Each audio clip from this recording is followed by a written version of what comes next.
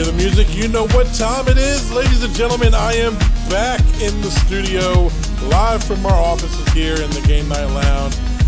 I am KODX Factor. This is The Jump Off. All the guests that appear on this show and feature shows are part of the Game Night Lounge Media Network. And I wanted to open the show up, and I wanted to first apologize to everybody for missing the show last week. You don't have to send me any messages. You don't have to let me know this or that. Yes, I am aware. There was no episode that posted last week. I do apologize. Let me give you the reason as to why. For one, actually, the last couple of weeks, we were actually extremely busy. I had a lot going on my plate, content-wise. And if you follow us on our YouTube channel or our website, with www.GameNightLounge.wordpress.com, or YouTube, our channel is The Game Night Lounge. If you follow us on any of these two avenues, you are probably aware of a lot of the content that we've been providing has been tying us up. So we didn't have an opportunity to get together to record this episode we're doing now. We've had Madden 19 in the office. We had to punch out a review for that, as well as Let's Play videos and walkthroughs of the story mode. We Happy Few came in the office, so we had to get into that. We had to play through that. We had a review to do for that one as well. Some Let's Play videos are going up on that one as we speak as well. And then we had the World of Warcraft Battle for Azeroth, which we're going to talk a little bit about today anyhow. And we had to do a review, unboxing video for that, and a bunch of Let's Play videos. So, and you're well aware of any time you do an RPG style Let's Play or review, it's quite extensive. There's a lot that goes into it. There's a lot of notes to jot. There's a lot of things to try to cover when it comes to any kind of expansion, especially in the magnitude of a massive multiplayer online game, such as World of Warcraft. And when you have a fan base as huge as World of Warcraft, you want to make sure it's top notch. So we wanted to make sure everything was punctuated and everything was explained thoroughly enough. So if you haven't had the opportunity yet to check out our reviews and Let's Play videos of those, please feel free to do so. They are up on our YouTube channel and our website as well. You can stream them or watch them at any time. We would greatly appreciate it. And any feedback will be much appreciated as well.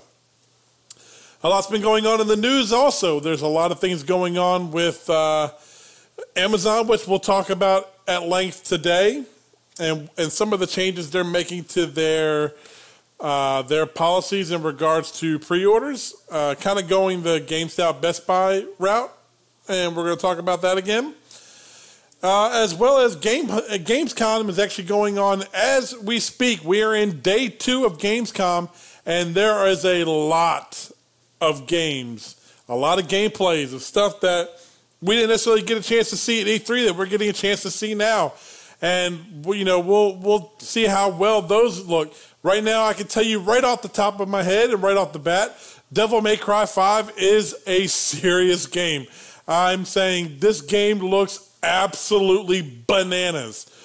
I cannot wait. And the release date was revealed for this coming out in March of next year. So the spring is piling in with his games. Sekiro, Die Twice, I think that's the name of it. The new game from Software, the studio behind the Dark Souls trilogy, is bringing its new game out in March as well. So again, the spring is filling up pretty heavy, if you ask me. There's a lot of things going on. And Sekiro is another one that looks magnificent. However, it is hard, and you will die a bunch. So, especially for those of you that are fans of the Soul series, much like myself, you are going to love it. And the challenges it possesses are going to be up there. I will forewarn you of that early on. And another game that really didn't get much talk about at E3, to be honest with you, is Biomutant. Now, Biomutant is a game that you're kind of like, the world's kind of evolving into, everything seems to be getting mutated. You pretty much play as like a squirrel who's got like, kind of think of it in a way of like Rocket Raccoon in a way. You got guns, a lot of customization involved with it. Open world looks absolutely insane, and the gameplay we saw that at Gamescom, oh my goodness. this game actually looks much, much better than I thought it was going to be just from the initial announcement trailer, which came early in the year. So if you haven't had an opportunity, please go and check out the trailers and the gameplay footage for Biomutant. It actually looks insanely awesome. I'm just kind of hoping we get a little bit more about that game as we go forward and as we get closer to the release date, which again is in the spring. So the spring, it looks like, is going to be breaking our wallets next year. So I will just forewarn you with that. There is a lot coming out in the spring, so get your wallets ready because it's going to be a heavy, heavy dose of games. I mean, we're talking about Resident Evil 2, the remake, Crackdown 3, the Sekiro. We're talking about Biomutant. Devil May Cry 5, man, there's Anthem. I mean, we're talking about a whole plethora of games here that I can't even just name them all just off the top of my head. I mean, a lot of these are coming in like a 2 or 3 month span. So within that time period, it's going to be weighing heavy on your pockets, just forewarning you. But just talking about some upcoming games kind of leads me right into my main story of what I really wanted to talk about this week anyway. And that is Amazon is changing its policy in regards to its Prime membership. And it's changing its policy in regards to the Prime membership, focused more so on video games. And it leads to a lot of question marks as to why it's being done this way. And it raised a question mark to me, but there's only a couple reasons that I can think of. And I'm going to kind of let you know what my thoughts and opinions are on it. Would love to know yours. So please make sure you comment on the video, send us a message, or send us a message, follow us on Twitter, let us know your thoughts and opinions on it, because I would love to know what everybody else's opinion is on the matter. But here's the change. Right now, if you're an Amazon Prime member, which is that $100, which is going up to like what, $110 or $120 now next year, Amazon Prime members get not only the free 2-day shipping on Amazon items, you know, they get special perks, special discounts and stuff like that applied with it as well. But you also receive 20% off of select games pre-ordered through the Amazon service. And this pertained to the physical games, not digital. So it was only to the physical games, did not apply to collector's editions. It used to when it first started, but then they backtracked on the collector's edition and said just pretty much standard edition of the games now receive the 20% discount. So you saved 20%, which if it's a $60 game, you're roughly saving about $10. $12 if you include the free shipping for release day delivery, because a lot of them have release date delivery, so you get them on release day. And for those of you that are like me, and you tend to order most of your stuff through Amazon anyway. I mean, a lot of our stuff we get here, we do here at the office, we order straight through Amazon anyhow. So the shipping well enough pays for itself just in the amount of stuff that we deal with on Amazon as it is. But if you throw the games in on top of that and how much we were saving roughly on a video game, you know, anywhere from $10 to $12, it was a pretty big deal. It was a differentiator between us getting a product on Amazon as opposed to elsewhere. Best Buy offered a similar program with its Gamer Club memberships, which they have recently canceled. So you saved, what, 10% or no, 20%, I think, on new retail pre-order games there. So they had a very similar program to what Amazon was running. GameStop got rid of its Pro Elite membership. They now just have the Pro membership, which saves you 10% on used product.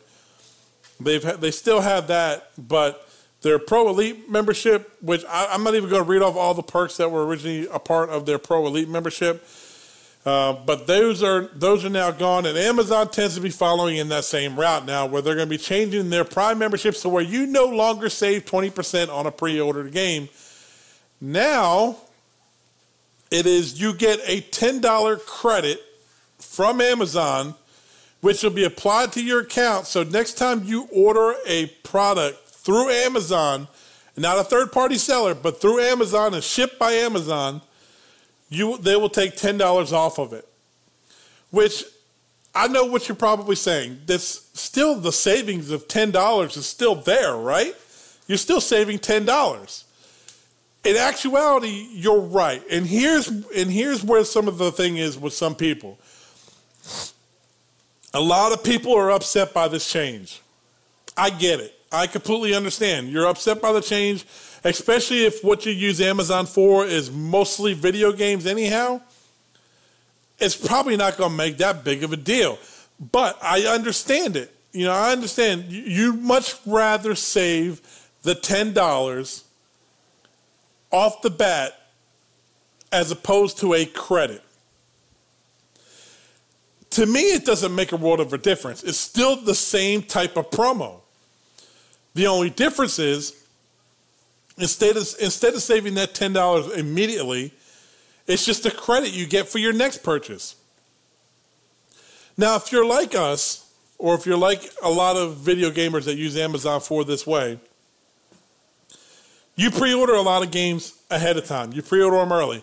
Now, I should give you the dates before I continue on.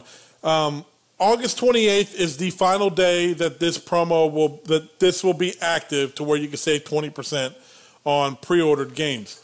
So if you have Amazon.com or you use it, please make sure you go ahead and pre-order your stuff now so that way you can get that secure savings of 20%. If that makes any sense. Because by the 28th, those benefits are gone. So all these games that they're announcing here at Gamescom this week, get the pre-orders in now so that way you can secure your price and secure that 20% if that really bothers you that much. But me personally, I'm okay with the $10 credit. Because most of the time we're going to use that credit towards another game anyway. So essentially that $10 credit is going to apply to that game and take $10 off. And hell, now that $10 will even come off the price of a collector's edition. Or if you happen to catch a game that's like $29.99 or $39.99, you take $10 off of that. That's more than the 20% would have been. So it's got some give and take. You got to look at it from different angles like that. Especially if you buy games consistently like that through Amazon.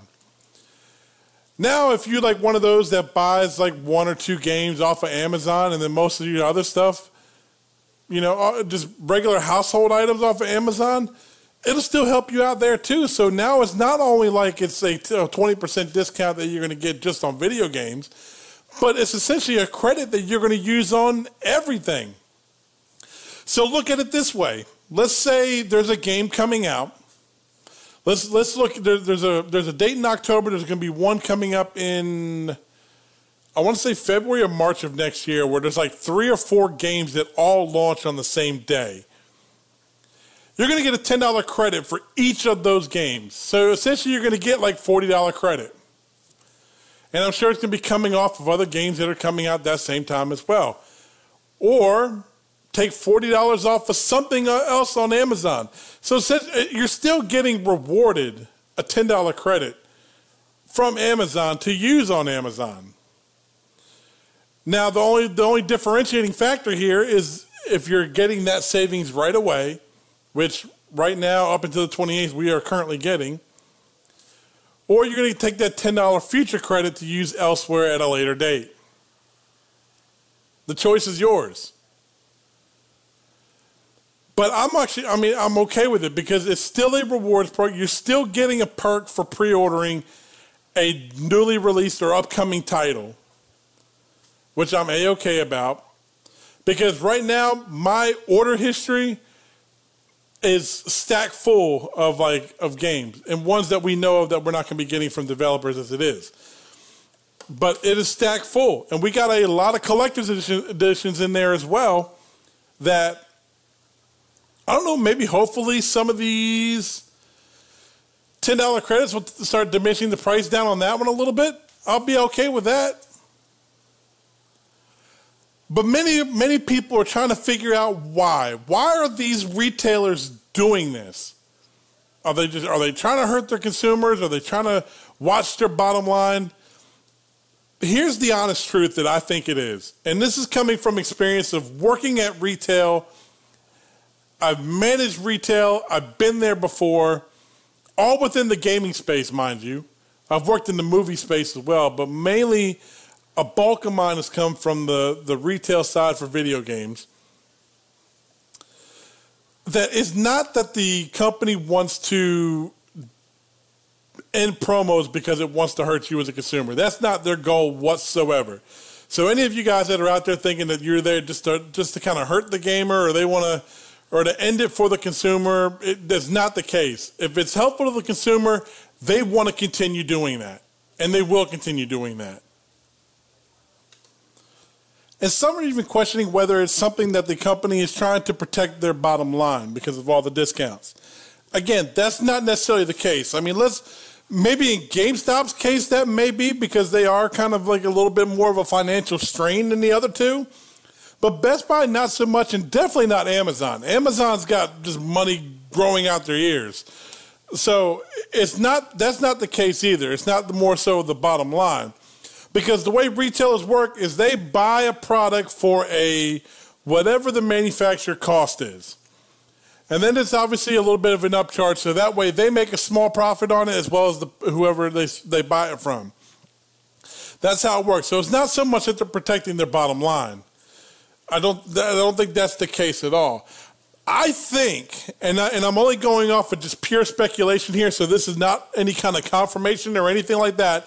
Just in my personal experience working retail and being within that environment, it is not the retailer's choice.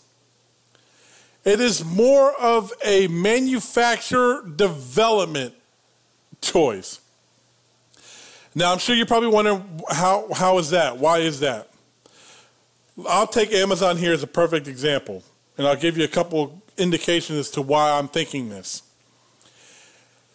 You can go to Amazon.com right now, right this very minute, and you can go to, I'll pick just 2 games at random right now. 2 big games that are coming in the next couple months. Spider-Man for PS4 from Insomniac, and Red Dead Redemption 2 from Rockstar. You cannot find a physical pre-order for these games at all, whatsoever. And I'm sure some of y'all are probably like, well, maybe they just sold out of it, it's just currently unavailable at the moment. No, I've been waiting since the announcement and refreshing these pages every day, at least maybe 2 or 3 times a day on my phone, and it's been unavailable since the announcement or reveal. You can buy the digital versions of those games with no problem. All the SKUs are available digital. The deluxe versions, the standard versions, they're all available. However, if you want that physical copy, they are not there. Madden was not there for the longest time until a week or 2 before the actual launch of the game.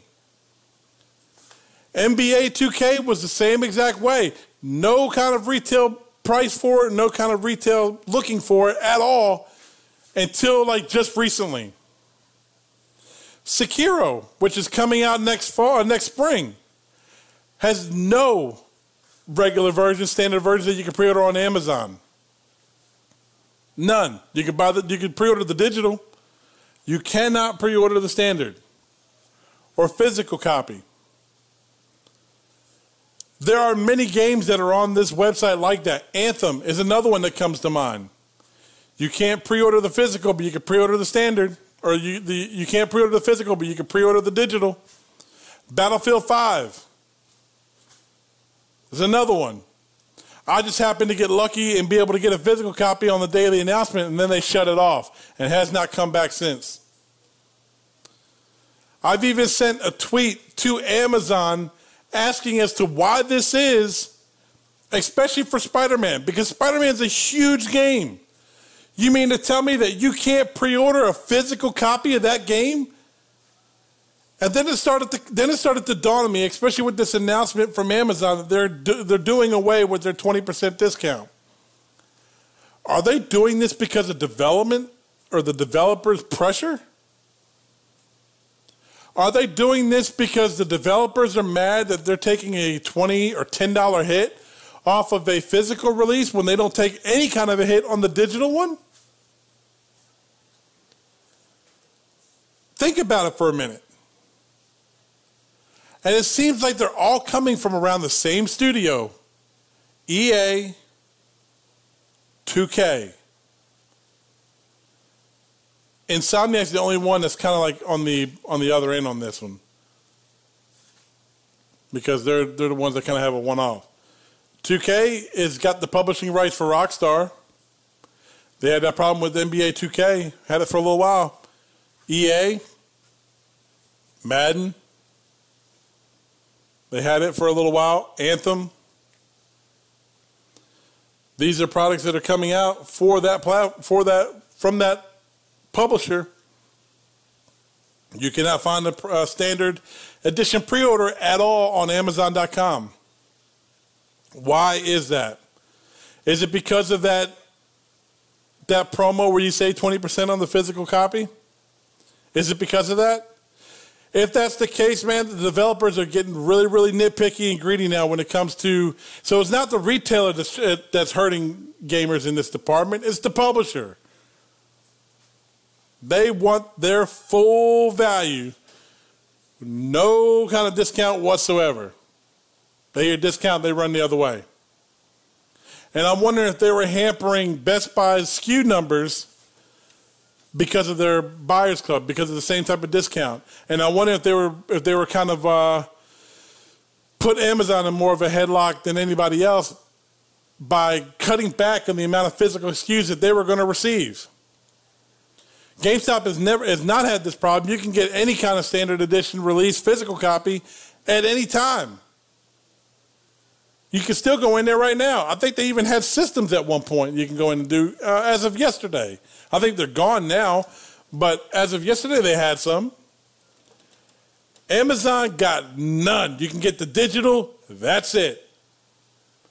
Now that may change once the game releases, or I'm actually very curious to see if this changes after the 28th of August when this thing ends. Are they going to reinstate the copies then? Because if this is the case, if this is why, this is really, really crappy on the end of the developers and publishers. Really? You stoop this low for that? I understand you're out there to make money. I understand you're out there to do this and that. You're out there to try to maximize sales opportunities. I mean, 2K, Rockstar, really? Grand Theft Auto is like one of the highest selling games you've ever done. You're worried about selling copies of Red Dead Redemption 2? Or maximizing value on it? How many times over have you maximized value on Grand Theft Auto 5, especially with the online play? And you're worried about Red Dead Redemption 2? EA, look. Are you really worried about like games like Anthem? You know it's going to sell well, maybe. Madden tends to sell well every year. You know, why is it you wait until very, very late to put up physical SKUs for that one on Amazon? Why not satisfy all of your retail partners? Honestly, Amazon is probably your biggest retailer to date in the terms of video games go. It's got to be one of your biggest retail partners. Why will you do this? If this is the case, I'm not saying this is the case because I am not 100% certain. I do not know. I'm just going off of pure speculation here. So if somebody from Amazon wants to reach out to me and let me know, I would greatly, greatly appreciate it. They won't come out and fully tell you the truth if that's the reason why, because they don't want to hurt their relationships with publishers or developers. So they're not going to come out here right away and say, yeah, it's publisher's fault. That's the reason why we had to do this. They're not going to come out and say that. But we can kind of put two and two together here. We can kind of label it out and tell y'all, like, look, this is what we are seeing. And as of just about an hour ago, I had no response to my tweet yesterday from Insomniac, Amazon, or anybody associated with Amazon. So they had not replied to me in regards to that particular question on Amazon, on Twitter. If they do, I mean, maybe I'll update the tweet or whatnot. But as of this very moment, I had not gotten any reply from any of them. They don't want to throw the other under the bus, even though that's probably what they're doing. They are not going to give Amazon a significant amount of physical copies of the game until probably post-launch. And even then, it's going to be slim pickings.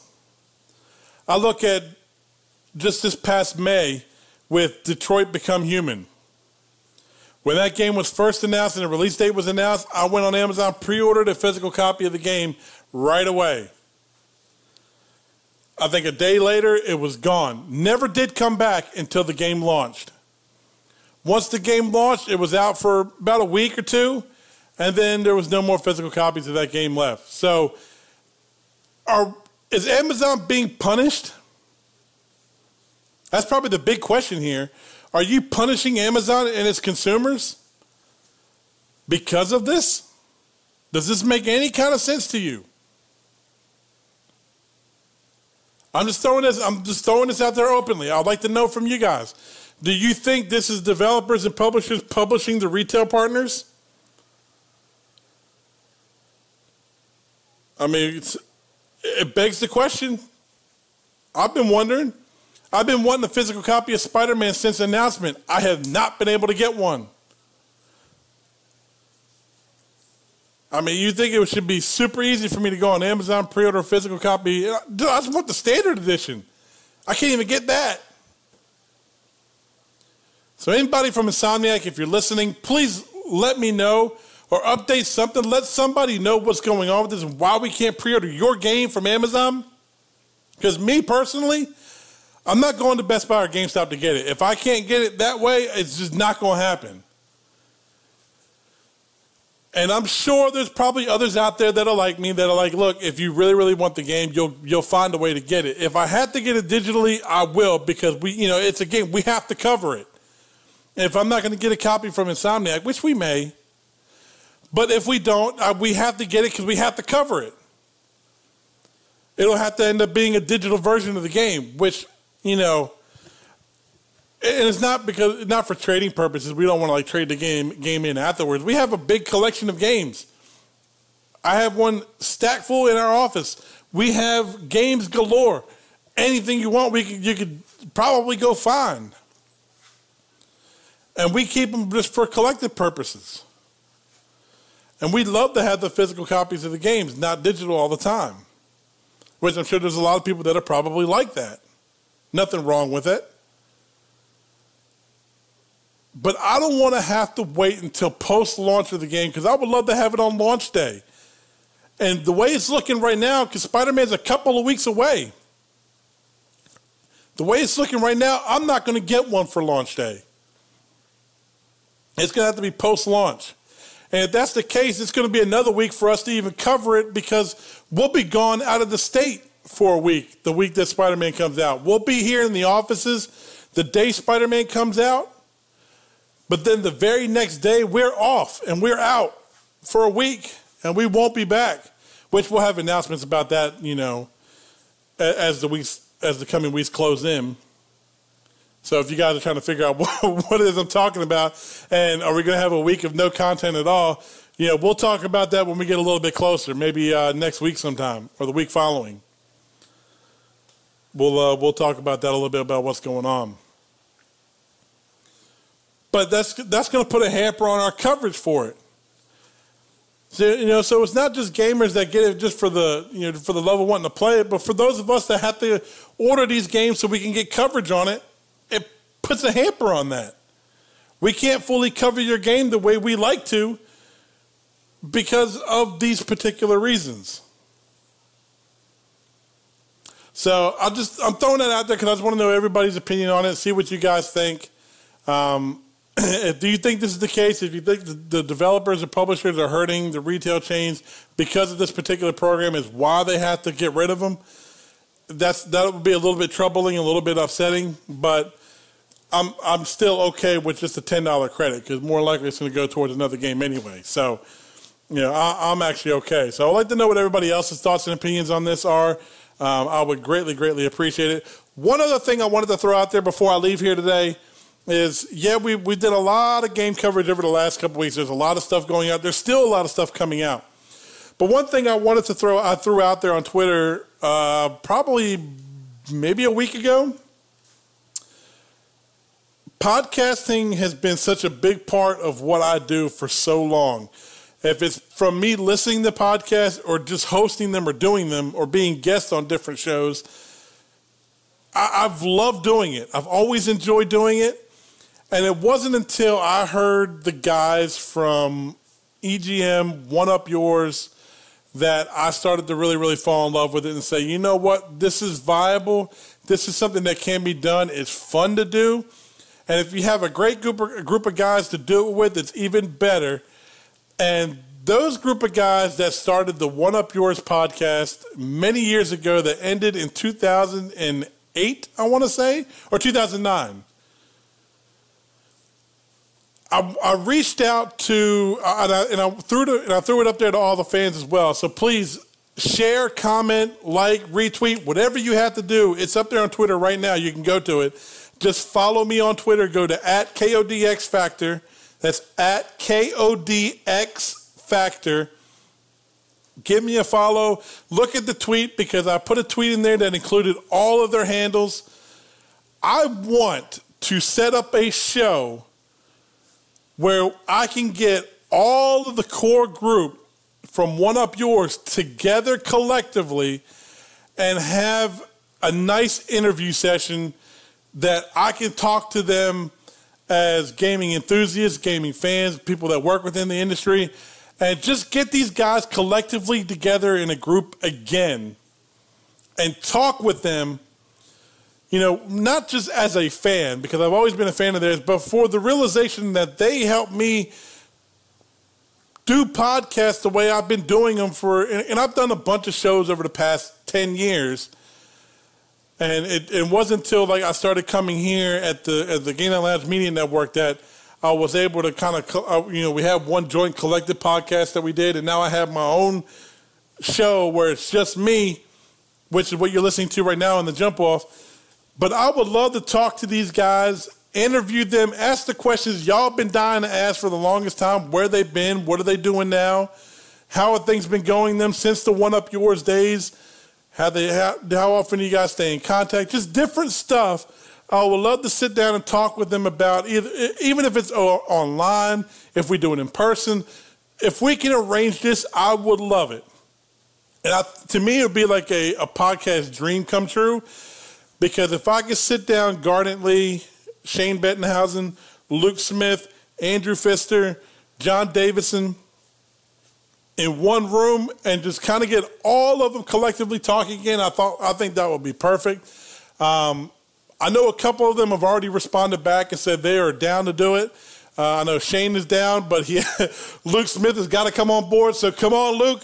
I know you're hard at work over there at Bungie, and you work on Destiny 2 and all the DLC coming out. I know you got an expansion coming out in September. I know you're probably really, really hard at work. But even if we have to do this thing after September's launch of your game, I'm down. I would love to try to get this going, get this thing working. Garnet Lee I think he's interested, but there's things going on with his particular position where he's at job-wise that may prevent him from doing it, but I think he'd be down to do it. John Davison's down. He's already I'm good. I'm ready. I'm ready to go. I would love to sit down and talk with all of you guys.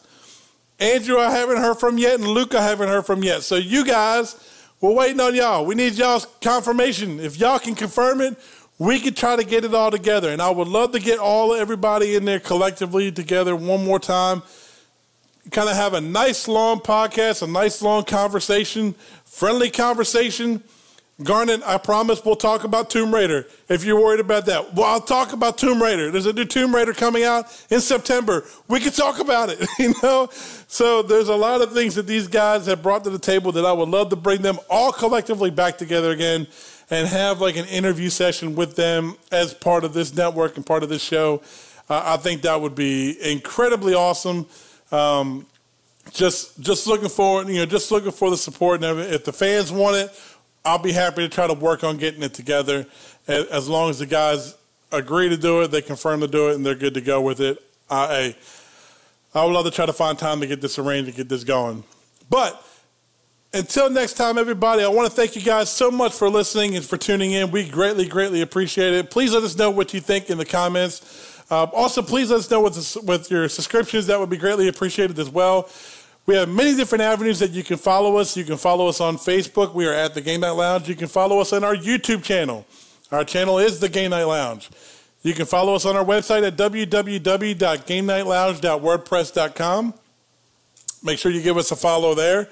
You can follow us on Twitter. We are at Game Night Lounge, or you can follow me personally on Twitter at KODXFactor. And all the guests that appear on this show and future shows are all part of the Game Night Lounge Media Network. I greatly, greatly appreciate you guys coming and listening. We hope everybody had a good time. We hope you got some information out of this. Until next time, everybody, I am KODXFactor, and next time, game on.